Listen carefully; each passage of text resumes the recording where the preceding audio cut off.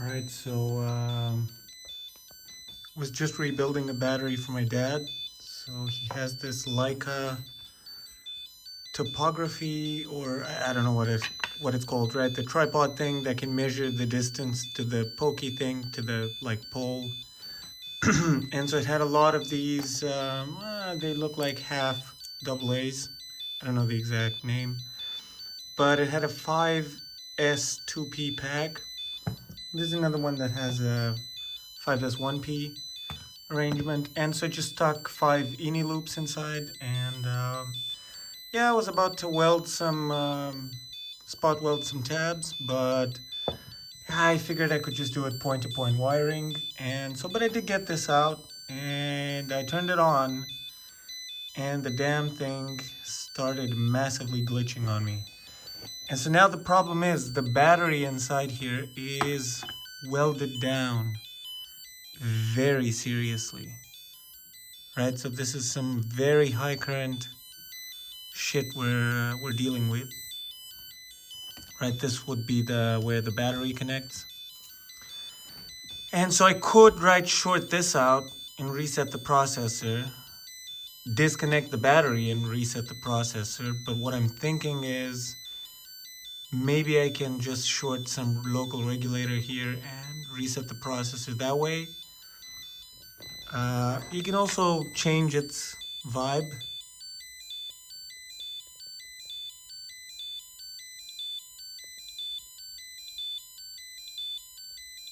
So yeah, it does that.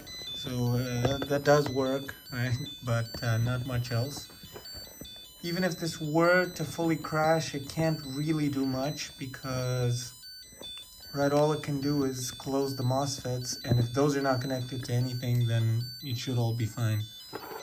Right, so with regards to resetting it, we have a few places we can start. We can probably just zoom out like this. And let me see what I can do about the light.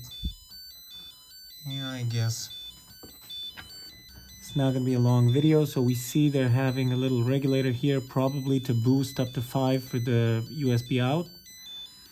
And then we have a few, like, let's see, the cell voltage 2.7. All right.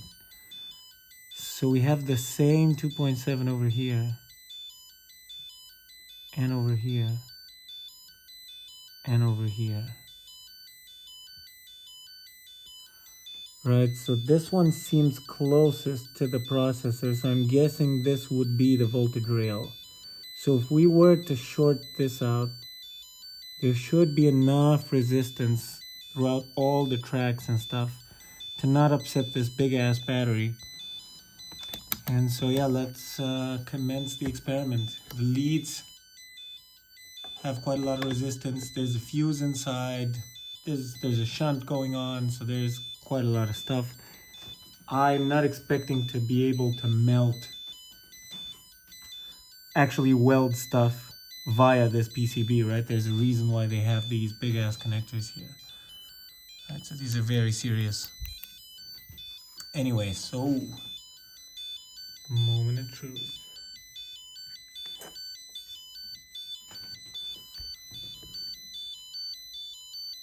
Trying to get as good a connection I can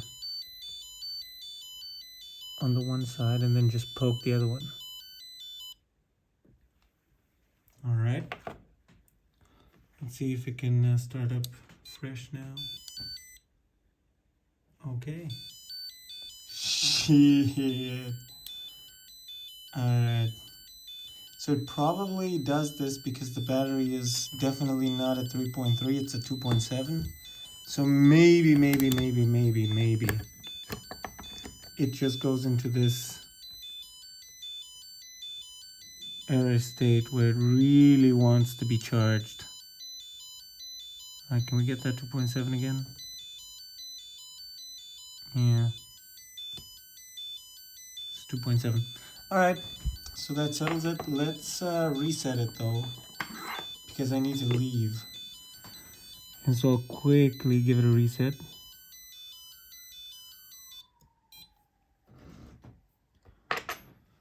And hopefully that's fine. And yeah, I'll leave it leave it be, and I'll do a follow-up of this take if just charging it doesn't fix it. But yeah, otherwise I just wrapped the body inside inside some paper tape. Right, I'm a bit afraid of these probes just hanging about and touching onto it. And if you want to see the full review and how-to videos on it, I'll link a card at the top. And yeah, that's been it. Happy holidays, everyone, and have a good one.